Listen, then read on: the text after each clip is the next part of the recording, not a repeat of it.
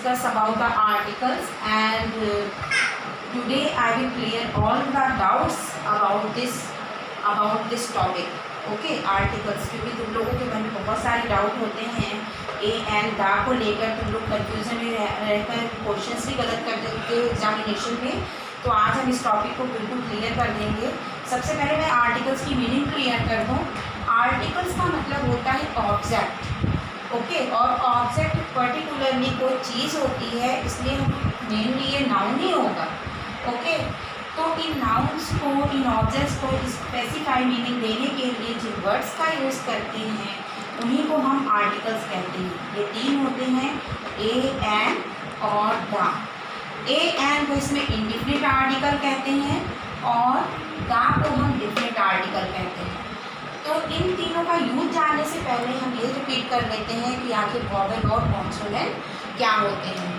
आप लोगों को तो ये पता ही होगा कि इंग्लिश में 26 अल्फ़ाबेट्स होते हैं, उनमें से 5 जो होते हैं वो होते हैं vowels, that are A, E, I, O, you.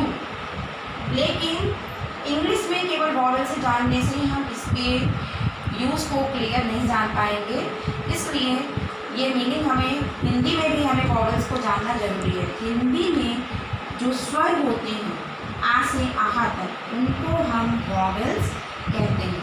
अंग तक, ओके, जो होते हैं उनको हम कहते हैं स्वर। नेक्स्ट आता है आपका कॉन्सोनेंट्स। इंग्लिश में ए, ई, आई, ओ, यू को छोड़कर बाकी जो भी अल्फ़ाबेट्स बचते हैं उनको हम कॉन्सोनेंट्स कहते हैं। जैसे कि ए को छोड़ दिया, बी ले लिया, सी ले लिया, डी ले लिया, फिर ई को छोड़ दिया, एफ ले लिया। इसी तरह से हम जेड तक ले लेंगे। जो भी होगा, जो जितने भी अल्फ़ाबेट्स बचे होंगे ए, ई, आई, ओ, यू को छोड़कर सब कॉन्सोनेंट्स कहलाएंगे। हिंदी में कॉन्सोनेंट्स हम कहते हैं व्यंजन। का से लेके आ तक के जो भी होते हैं उनको हम कॉन्सोनेंट्स कहते हैं। ओके, इसलिए मैं ये बता रही हूँ, हिंदी में भी इसलिए बता रही हूँ क्योंकि बिना इसकी जानकारी के आप ए और एन का क्लियर यूज नहीं कर सकते हैं। Okay, now come to the use of a and an. अभी तक तुम लोग पढ़ते आए हो कि जो भी वर्ड्स जो है वॉवेल से शुरू होते हैं वहाँ आराम से आप एन लगा देते हैं, और जो भी वर्ड कॉन्सोनेंट से means B, C, D to Z तक जो भी शुरू होते हैं उनके आगे आप ए लगा देते हैं और इस तरह से आप यूज़ करते हैं, बट ये पूरा का पूरा रॉन्ग है। ओके बेटा, here is some work for you. मैंने आपको ये दिया कि इसको जल्दी से फिल करिए।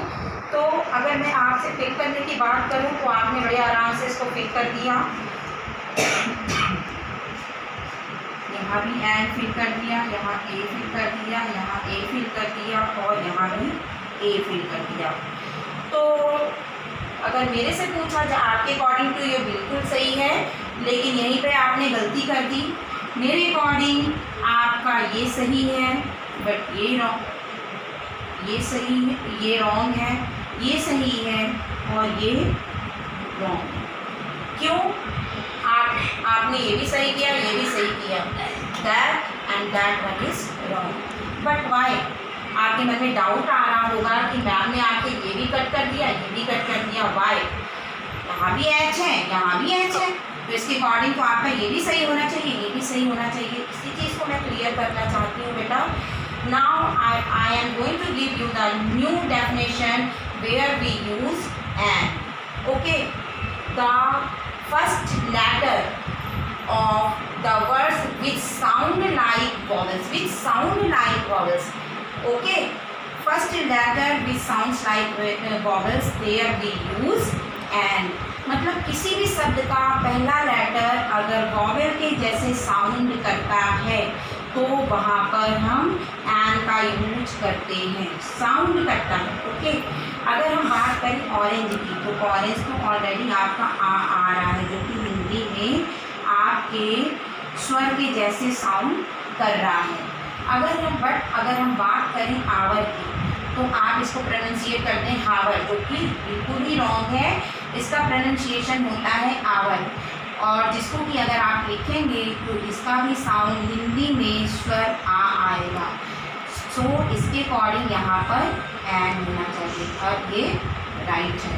इसी तरह से अगर हम MLA लें तो आपके अकॉर्डिंग एम जो है वो कॉन्सोनेंट है, इसलिए आपने यहाँ पे ए लगा दिया। बट अगर हम साउंड की बात करें तो इसका साउंड ए आ रहा है जो कि एक व्यंजन है। ओके, इसलिए हम यहाँ पर एन लगाएंगे तब ये राइट होगा। नाउ कम टू हॉर्स, क्योंकि ये भी एच है ये भी एच है, आपके मन में डाउट हो रहा होगा, बट बेटा इसका प्रोनाउंसिएशन आवर होता है और इसका प्रोनाउंसिएशन हॉर्स होता है जो कि एच में आ रहा है, इसलिए हम यहाँ पर ए लगाएंगे। नाउ आई थिंक क्लियर कि आपको क्लियर हो गया होगा कि हम क्यों एन लगाते हैं। The words which begins with the sound of vowel there we use an. Okay, इसी तरह से हम कॉन्सोनेंट की बात करते हैं। अब हम आ जाते हैं यूज ऑफ कॉन्सोनेंट्स के। कॉन्सोनेंट की बात की जाए तो the word which start with the sound of word with the sound of consonant there we use a. वहाँ पर हम क्या लगाते हैं, ए लगाते हैं। वे वर्ड्स जिनकी स्टार्टिंग व्यंजन के साउंड के साथ होती है। ओके, हिंदी में भी हम लेंगे, वहाँ पर हम ए लगाते हैं। जैसे कि हम बात करें यूरोपियन,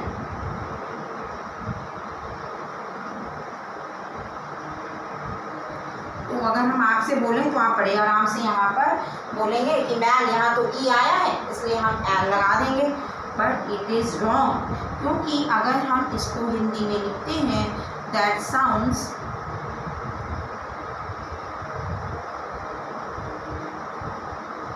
यहाँ पर आपका यू आ रहा है जो कि व्यंजन के जैसे साउंड करता है, इसलिए हम यहाँ पर एन ना लगाकर ए लगाएंगे, then it will be right. Okay, इसी तरह से हम ले लेते हैं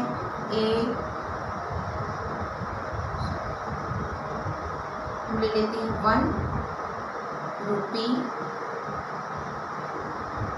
नोट।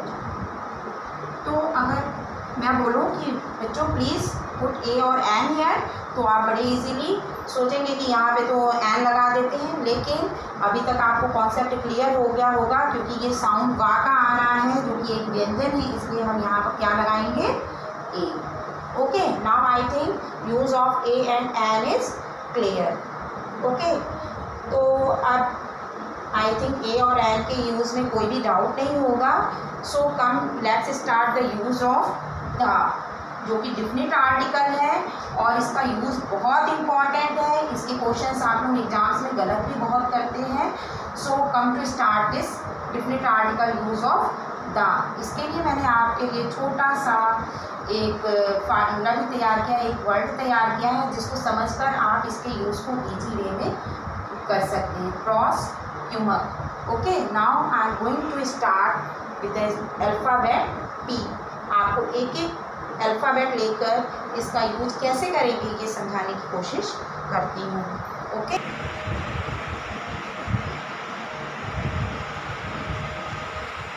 ओके, तो सबसे पहले हम स्टार्ट करते हैं पी से। Okay, P means particular person. दा का यूज़ वहाँ पर किया जाता है जहाँ पर किसी पर्टिकुलर पर्सन की ओर इंडिकेशन हो। याद रखिएगा बच्चों, मैं पर्टिकुलर पर्सन की बात कर रही हूँ जहाँ पर पर्टिकुलर पर्सन की ओर इंडिकेशन हो। पर्टिकुलर पर्सन का नाम ना लिया जा रहा हो बल्कि पर्टिकुलर पर्सन की ओर इंडिकेट किया गया हो। ओके, जैसे कि एग्जाम्पल ले लीजिए। ओके, तो इसका एग्जाम्पल के थ्रू आप आसानी से समझ सकते हैं। I like the girl who got first position in class. यहाँ पर दा जो है वो गर्ल की ओर इंडिकेट कर रहा है। ओके, ओके, अगर हम इसी को ले लें, सी इज अ गुड गर्ल, तो आप बोलेंगे कि मैम आपने तो यहाँ पर ए का यूज़ किया गर्ल के लिए, या okay she she is a girl. तो आपके मन में ये डाउट आएगा कि आपने तो यहाँ पर मैम गर्ल के लिए ए का यूज़ किया और यहाँ पर दा का। तो मैं बात कर रही हूँ, इसी चीज़ को मैं समझा रही हूँ कि यहाँ पे मैं बात कर रही हूँ इंडिकेशन की। यहाँ पर इंडिकेट किया जा रहा है, गर्ल्स को स्पेसिफाई करने की कोशिश किया जा रहा है, गर्ल्स को इम्पोर्टेंट दी जा रही है। ओके, और यहाँ पर केवल ये बताया जा रहा है कि वो एक लड़की है, कोई भी इसमें इम्पोर्टेंस नहीं दी जा रही है। So here we use the. Okay, I think now this will be clear. Now come to the second letter of this word. Okay, next alphabet of this word is R. R की बात अगर हम करें तो are means religious. तो मैं बता दूं, रिलीजियस या होली बुक्स के नेम के आगे हम दा का यूज़ करते हैं, जैसे द बाइबल, द गीता। इसी तरह से हम रिलीजियस बुक्स के नेम के आगे हम आर का यूज़ करेंगे। नेक्स्ट अल्फ़ाबेट ओ है इस वर्ड का। Okay, O means ordinal numbers. Ordinal numbers के लिए भी हम दा का यूज़ करते हैं, जैसे फर्स्ट, सेकेंड, इनके आगे भी हम दा का यूज़ करते हैं। Position, in class. एक बात मैं और बता दूँ बेटा, जरूरी नहीं है इसी तरह से लिखा है, आप फर्स्ट ऐसे भी लिख सकते हैं, इनके आगे भी आप यूज़ कर सकते हैं। Okay, that is S. S superlative degree means, superlative degree तो आपको पता ही होगा, जो कि सबसे बेस्ट क्वालिटी को बताती है, मतलब उसको हम सुपरलेटिव डिग्री कहते हैं। तो सुपरलेटिव डिग्री का यूज़ करते समय भी हम दा का यूज़ करते हैं। उसको आप एक एग्जाम्पल के थ्रू समझ लीजिए, जैसे he is the worst boy of class 7। Okay, तो यहाँ पर हमने दा का यूज़ सुपरलेटिव डिग्री के आगे किया। ओके, तो दा का यूज़ हम सुपरलेटिव डिग्री के आगे भी करते हैं। Next alphabet is P. Okay, again we got the letter P. तो पी का यूज़ यहाँ पर बहुत सारी चीज़ों के लिए होता है। प्रॉपर बेटा, पी का यूज़ यहाँ पर मतलब है कि प्रॉपर नेम्स के आगे करते हैं। Okay, proper names.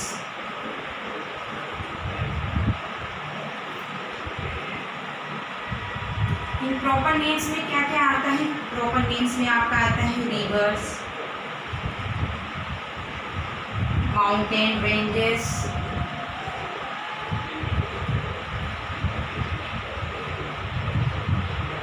याद रखिएगा मैं माउंटेन रेंजेस की बात कर रही हूँ, माउंटेन्स की बात नहीं कर रही हूँ। जैसे कि हिमालय एक माउंटेन रेंज है, तो उसके आगे हम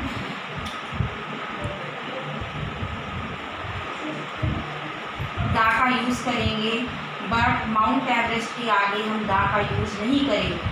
ओके, क्योंकि ये नेम माउंटेन का नेम है। Okay, mountain ranges, rivers, deccans, canals,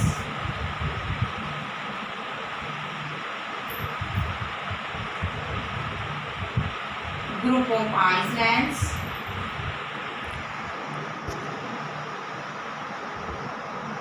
इनके आगे हम दा का यूज़ करेंगे। ओके, तो अगर आपको ये याद हो जाएगा, रिवर का एग्जांपल ले लीजिए, जैसे गंगा। तो गंगा के आगे आप दा का यूज़ करेंगे। The Ganga is the best river in India, you can use like that.